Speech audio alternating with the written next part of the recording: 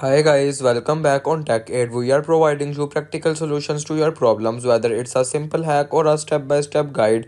We have got you covered. In this video, I will gonna show you that how to delete all contacts from your Gmail account. First of all, you can open the Gmail application or you can open the Gmail Google Contacts application also. After opening the app, you can just simply remove the all contacts from your Gmail account. So I can tell you the Gmail or Google Contacts app in mobile doesn't provide any feature to delete a contacts in a mobile. So if you want to delete the Google Contacts, you can just simply go to the PC or desktop. After opening the desktop, you can just simply open the Google Contacts application and you want to delete the Google Contacts on your PC or desktop. If you want to keep your online activity private and access to restricted contents like I do, trying using a VPN, it's secure, easy to use and makes a browsing safer. The link to buy is in the description below. If this tutorial helped, don't forget to like the video and subscribe for more practical solutions.